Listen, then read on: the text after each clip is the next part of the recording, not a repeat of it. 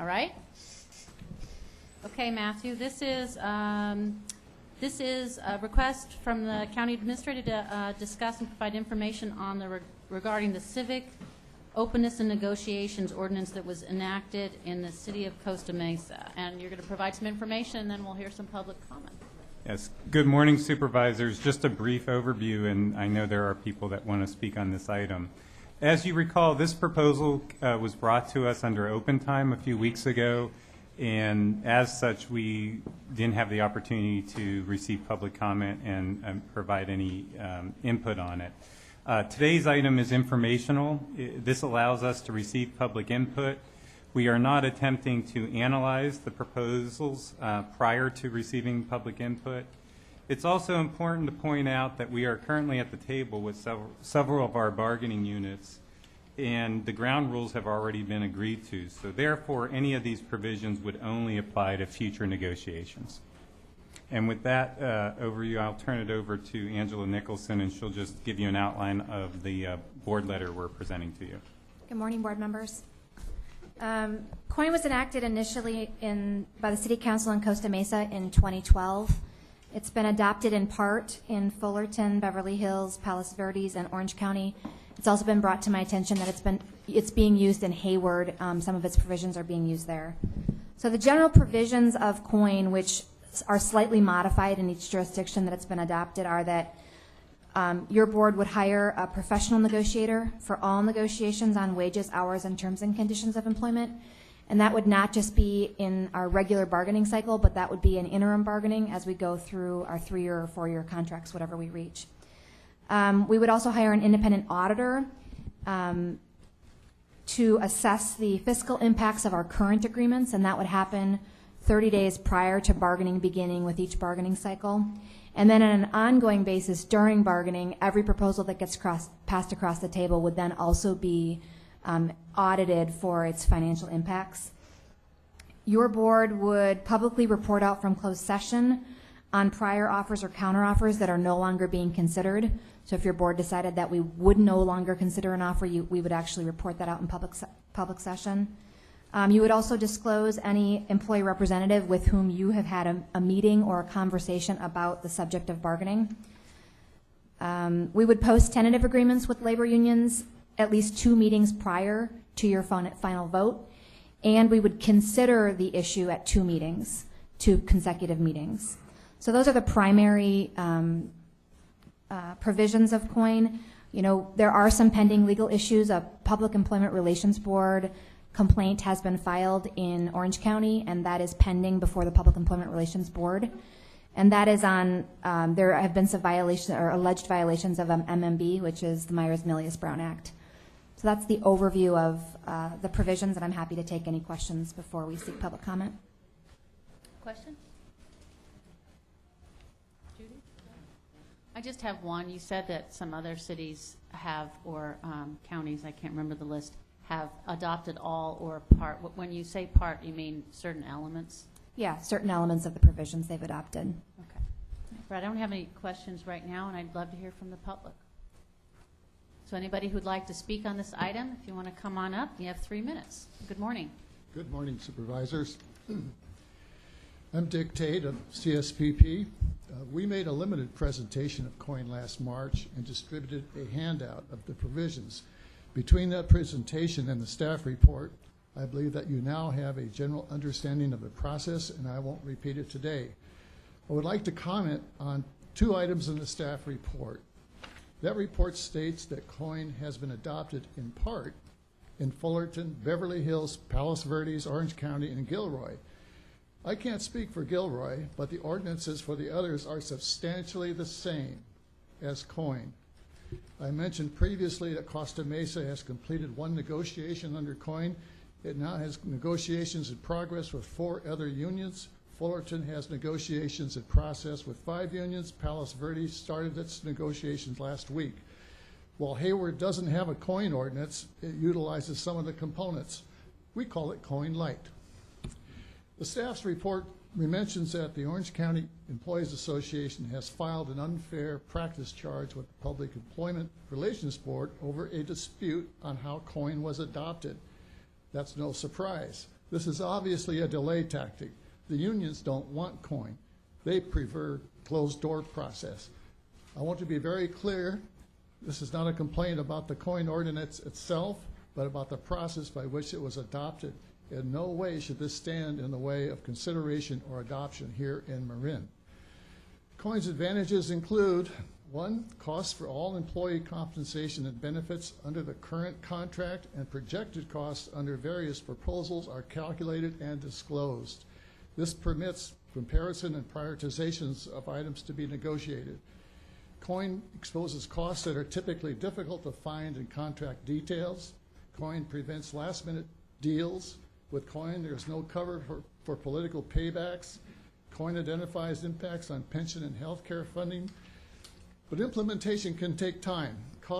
The Mesa's first proposal was made and costs calculated in June 2013. The contract wasn't executed until September 2014. Implementation could add more work for staff. Fullerton adopted its COIN ordinance in July 2014, but didn't issue its request for proposals for a negotiator until November 2014. COIN does require hiring a professional negotiator and an auditor. Costs for these services are minor compared with the potential savings in personnel costs. Some are concerned about employee turnover. If negotiating in the light of day causes turnover, so be it. However, since implementing COIN, Costa Mesa has had no turnover, no openings, and no resignations. Now I'll ask my colleague, Luke Mazur, to summarize the results of the first Costa Mesa bargaining agreement. Thank you. Thank you. My name is Luke Mazur, and I'm a member of CSPP. I'm also a former resident of Cook County in Chicago. So I've been a long-time student of Chicago politics, and for my entire life I've yearned for transparency as a result of that. Costa Mesa completed, as Dick mentioned, its first bargaining agreement last September. The process achieved significant cost savings in employment costs, a reduction in the growth of unfunded retiree liabilities. Summaries of these achievements, including MOU proposal submittals and detailed cost analysis of the proposed changes, are posted on Costa Mesa's website for the entire world to see.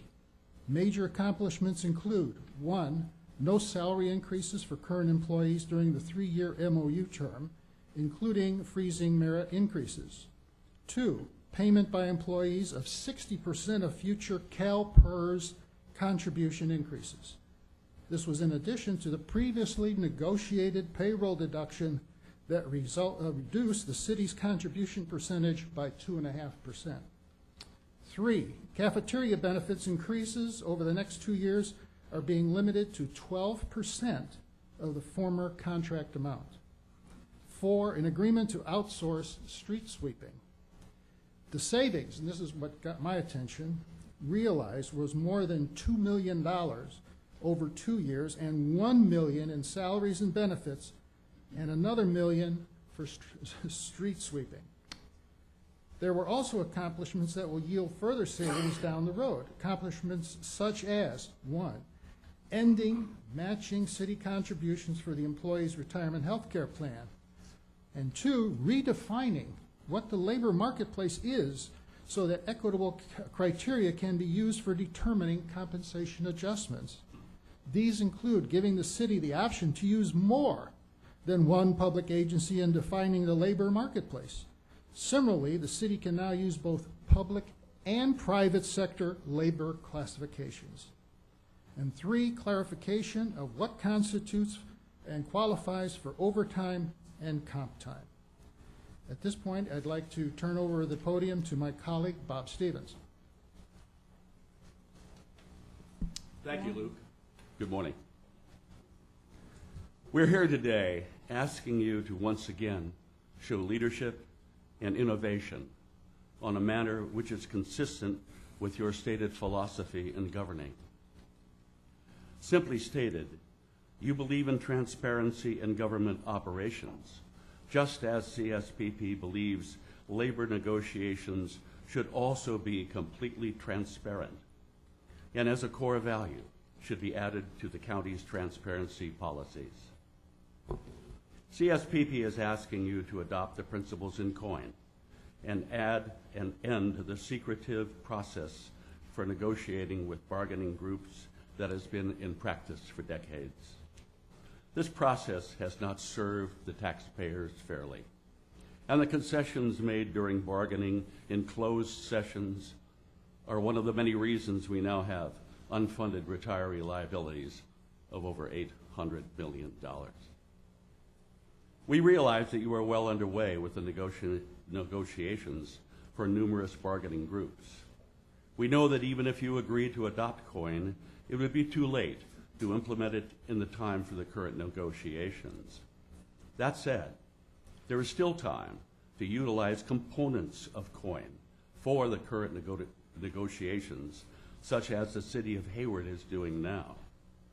Highlights of its negotiations are posted on the Hayward website, which is devoted to keeping its citizenry informed during labor negotiations.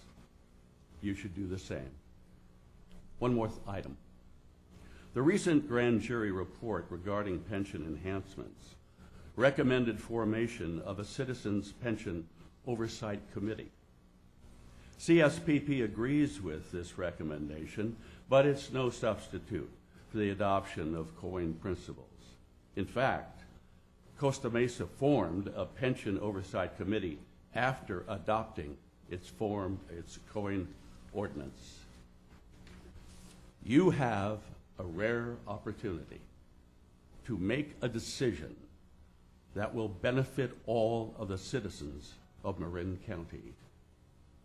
Seize the day. Thank you. Anyone else? If you're planning on speaking, I'd appreciate it if you'd come on up. Thanks. Good morning. Good morning. Good morning, Board. My name is Timothy Farrell. I'm a resident of Novato for over 20 years, and I'm a 25-year employee with the county, 19 of those years as a deputy probation officer. I have participated in labor negotiations with the county in good and in challenging economic times. My colleagues and I have worked with the county to ensure its long-term economic stability by approaching bargaining sessions with genuine consideration to budget conditions. Moreover, we have a vested interest. We proudly contribute a fair share to our retirement by setting aside our hard-earned wages to support ourselves and our families once we retire. Collective bargaining is a process by which the county and its employees are able to find common ground based on issues of mutual interest. Bargaining sessions provide us with the forum to better understand each other's positions and to constructively move forward together. Our wages and benefits are a matter of public record, which allows for attention to be shined upon us. The reason we elect members of the Board of Supervisors is to hire and direct staff in the best interest of the county. I know that this elected body has always welcomed this responsibility and has taken this job seriously, which is why we believe that permitting a third-party group to insert itself is unnecessary and would disrupt what has always been a respectful and accountable process. Thank you for your time. Thank you.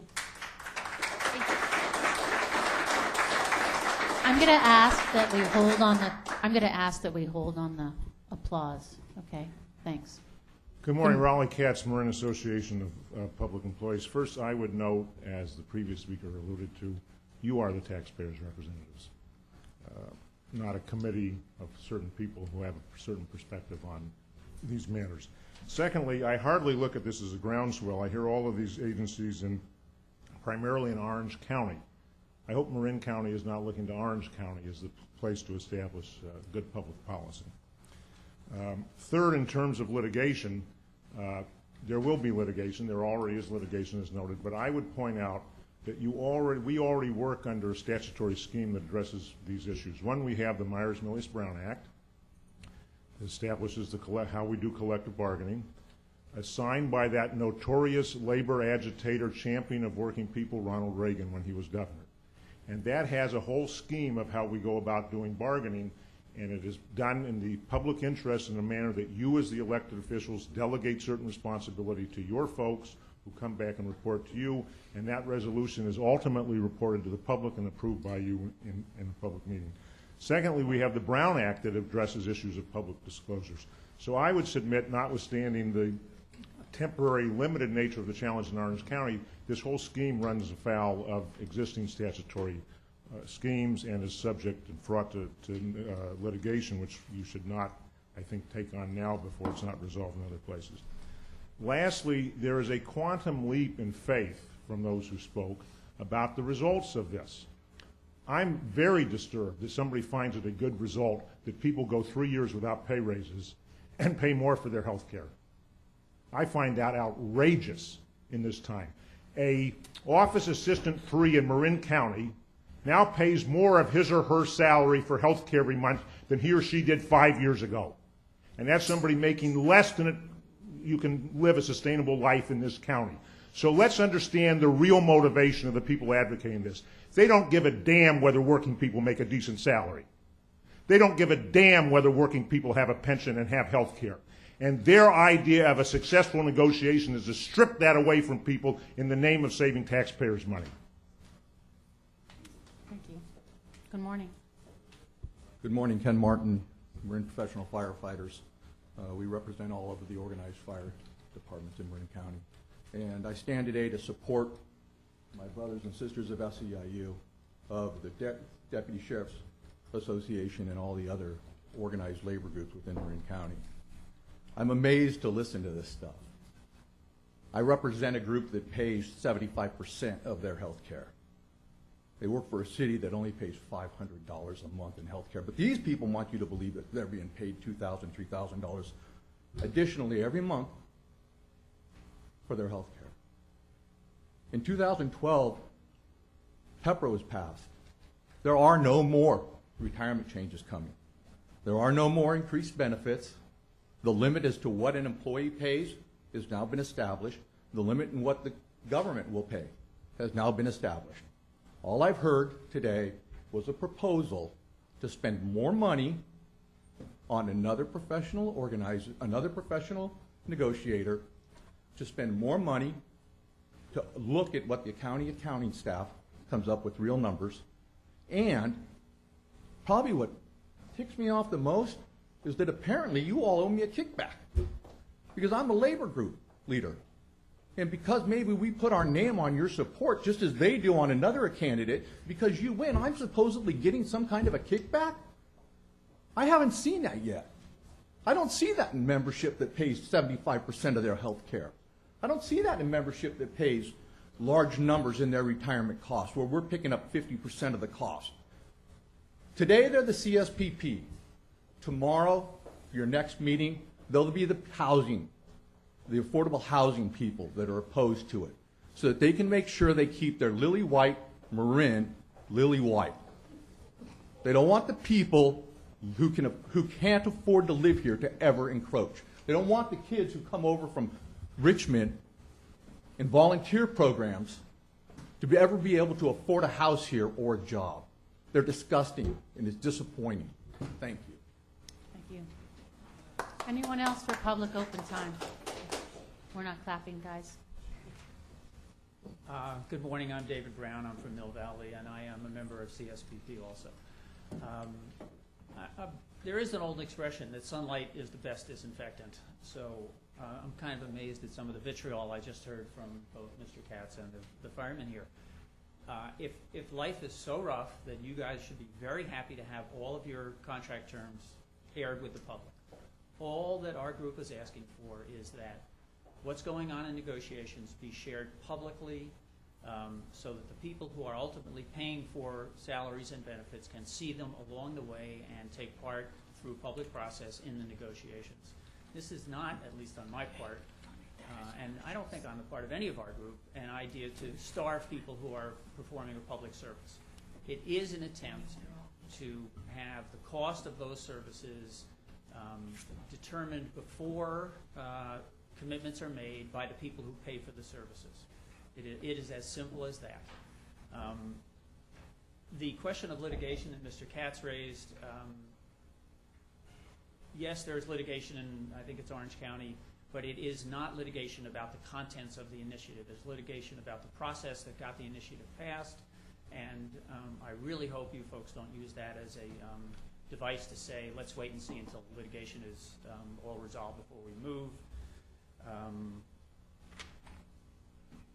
The other thing that was mentioned that happened in Costa Mesa was more outsourcing was accomplished through this process, and I acknowledge that there is no way to know that it's strictly because of this process, but outsourcing could be a very big deal in this county, and as some of you may recall, there have been 2 grand jury reports about healthcare in the jail and the fact that Marin County is paying roughly twice what counties who outsource are paying. So if COIN allows us to get there, that's something worth pursuing as well. But the most basic fact of this is that the public should be aware of the process, and it is not currently aware of it. Thank you very much. Thank you. Good morning. Good morning, supervisors. I, too, am stunned. I'm Jody Morales with CSPP. At Mr. Katz and whoever the gentleman was that spoke for the firefighters, CSPP is not against public workers in any way. We are trying very hard to make this government transparent so that the taxpayers that pay all the bills here for everybody, for these gentlemen, for everybody that's here, employee here, that they have a chance to have a say in what happens in their government, how their taxpayer dollars are spent. This wasn't what I planned to say today, but I am just shocked at the way they try to tear apart a group. And I want to add something too. It's not a small group. Can you address the dais, please? Thank you. Our core group is 15 core members, but that's on purpose to keep it workable. We have thousands of online supporters with whom we communicate daily who are behind our effort. The recent grand jury report is essentially about transparency in the government and more appropriately in the lack thereof of transparency. If civil openness and negotiation had been in place in 2001, this grand jury report would not have been necessary, would not have been written. The Board of Supervisors from 2001 to 2006 failed the county and its taxpayers. That history is written, recorded. The question now is, what will the history of this board be?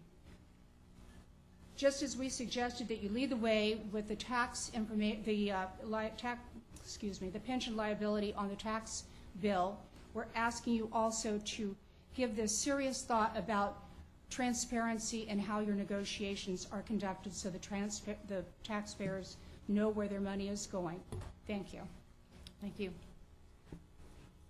Anyone else for public comment on this item? This is an informational item, an opportunity for people to express their views on the information that was presented, and I appreciate that. And I'm wondering if anyone up here would like to make any comment. No? I would. Supervisor Sears. Yeah, I would. So I want to thank everyone who's come here to speak today. I think the COIN practice is interesting. I think the fact that it's been brought to our attention has stimulated a very important conversation, and I really want to thank CFPP. I think that you've had an important impact in our county and the collaboration that we've developed in talking about pension issues. I think it's very important that all of us have an opportunity to have this conversation and share the very different perspectives that we've heard voiced in the room today. I think whether you're negotiating a merger of 2 companies or a labor agreement, it's very challenging to do that in public. And I say that as someone who, when I was in a private law firm, did both of those things. The ability to talk through areas of disagreement and contention is very important, regardless of whether you're in the private sector or the public sector. That said, I also think, and I know that we may discuss this further as a board down the road, but I also think that there's aspects of COIN that are very interesting. Assessing the fiscal impacts of each provision in a contract, whether it's an existing contract or it's provisions that you're negotiating, to me is good practices. I think that's a very important aspect. I think it's something we do, but I think it's something that's important for people to be aware of and have confidence that it's being done. So I think that there's interesting issues here, and I'm glad that we're discussing them. And I think, to me, this is part of a larger ongoing conversation that we've been having for a year, that we have in response to the grand jury's findings and reports about different pension issues. These are very significant issues for our community. And this is a good opportunity to talk about it and make sure that we are communicating in the best way that we can, and that we are applying best management, best business practices, while making sure that we do have a negotiating environment where people really can express views and really can work through contentious issues. So thank you for the briefing, and thank you everyone for being here. Thank you for those comments. I think what I'll just add is to, Supervisor Conley, sorry, go ahead. Not to interrupt. I also want to thank everyone for weighing in on this issue. We appreciate your input. I too find certain provisions of COIN interesting. I'll touch on that in a minute, but I'll say I have concerns about the core provision, if you will, and that is conducting negotiations in public. I think it actually could result in the exact opposite of the goals being enunciated by CSPP, in that from what I've seen over time, negotiating in public invariably translates into posturing for the press. That when you conduct negotiations through the media, as we recently saw through the BART strike, inevitably positions harden. Oftentimes there's even less transparency. The goal of negotiations at the end of the day, I think we can all agree on, is candid discussions, flexibility, getting to the heart of the matter, and the last thing we want is posturing and hardening of positions. That having been said, I will agree with my colleague, and I think it would be interesting to have a further discussion on assessing the fiscal impacts of proposals, building that more formally into our process. I think we can all agree would be a very good thing, as well as posting tentative agreements so that the public has more than ample time to review and comment on those tentative agreements. We value public input. And it looks like a specific proposal here could be to have the public entity consider the tentative agreement a minimum of 2 board meetings. That seems pretty sensible to me. So I think we're open to continuing this discussion, but I think we also have to be careful about unintended consequences, and there is some value in candid discussions. Thank you. Supervisor Arnold. Yes, thank you. I would just like to point out that our board has responded to every request from from the pension CSPP. We supported PEPRA. We did publish the tax information and the pension on our, we did publish the benefits on our tax roll now. I think that it's becoming clear that whenever there's a request, we respond, and it's never enough. And it's not ever going to be enough until we resolve, until we take on the fact of opening up existing contracts. I think that's their bottom line, and I don't think our board will support that. So there's always going to be this tension, and this tension really is not just dealing with this issue. This tension does, as one of the speakers said, bleed off into political games. So I'm certainly willing to look at this. There's always a new thing for us to look. There's always something that is going to really take away the responsibility of this board who is elected by the people. Thank you. Okay, and I would just close by re-emphasizing that the county is currently involved in labor negotiations with a majority of its unions, and bargaining rules ground rules are in place. And if we were to take up any aspects of this ordinance or anything else, we wouldn't do so until after the current negotiations are over and decisions are made and finalized. I would also add that